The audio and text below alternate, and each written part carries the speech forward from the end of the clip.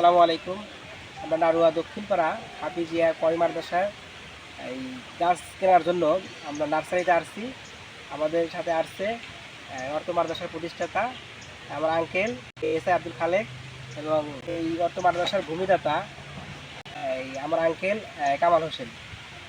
আমরা আজকে এই গাছগুলো দেখতে আসছি। আমরা হয়তো কাল পরশুর মধ্যে এই গাছগুলো নিয়ে আমাদের মাদ্রাসায় এই গাছগুলো লাগাবো। আমি আব্দুল খালেক এবং অত্র মাদ্রাসার সহকারী সেক্রেটারি এবং সেক্রেটারি গ্রাম বাংলাদেশি একটা নার্সারি চাইছি।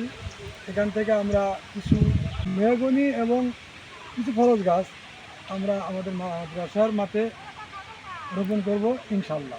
আপনারা যদি এই গাছ লাগাতে আপনারা যদি আমাদের সাথে শরীক হতে চান, ইচ্ছুক থাকেন, পারবেন আমাদের সাথে।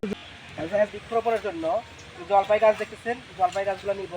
তারপরে সাইডে আছে আমরা গাছ, লিচু গাছ, আমরা গাছগুলো নিব, লিচু গাছ নিব, মেহগনি গাছ নিব, পেয়ারা গাছ নিব।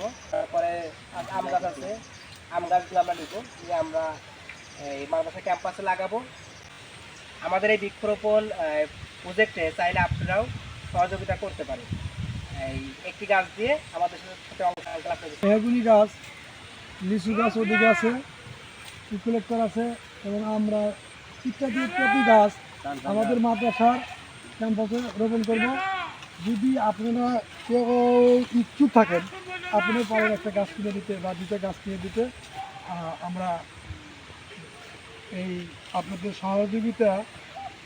দেখতেছেন তিনি একজন বৃক্ষপ্রেমী, কারণ তার হাত দিয়ে বিভিন্ন প্রতিষ্ঠানে বা রাস্তার বিভিন্ন জায়গায় তিনি অনেকগুলো গাছ লাগাইছে। বিশেষ করে মানে ছায়াদার মতো যে গাছগুলা, বট গাছ, এই বট গাছটা তিনি এই রাস্তার ধারে এবং বেশ কয়েকটি প্রতিষ্ঠানে লাগিয়েছে। সেই গাছগুলো এখনও আলহামদুলিল্লাহ ভালো আছে এবং ওই গাছের মাধ্যমে শত শত লোক ছায়া উপভোগ করে। আবার সে যে গাছগুলো যে লাগায় কি আত্মতৃপ্তিটা পায় এই বিষয়ে জানার চেষ্টা করি। ঠিক আছে, আমার ভাতিজা যে প্রশ্নটা করেছে, আসলে আমি গাছ লাগাই এই জন্যে যে আমি গাছ লাগাবো, সেই গাছ বড় হবে, সেই গাছে মানুষ ছায়া উপভোগ করবে, পশু পাখি ফল খাবে, এটা একটা সাদকা জারি হিসাবে কোনো থাকবে। এই জন্য আমি গাছ লাগাতে খুব আগ্রহী এবং অনেক প্রতিষ্ঠানে রাস্তার দ্বারা আমি গাছ লাগাই। আমার আরও আশা, আমি যদি কোথাও আরও জায়গা পাই গাছ লাগানোর জন্য, তাহলে আমি আবারও গাছ লাগাতে উদ্যোগ হবো এবং লাগাবো। মোট কথায় তিনি ট্রাভালা ভালো লাগছে সুপারি গাছ। আমরা এই সুপারি গাছগুলা ক্যাম্পাসের মাদ্রাসা ক্যাম্পাসের সৌন্দর্য বৃদ্ধি করার জন্য এই সুপারি গাছগুলো লাগাবো লাইন বাই লাইন।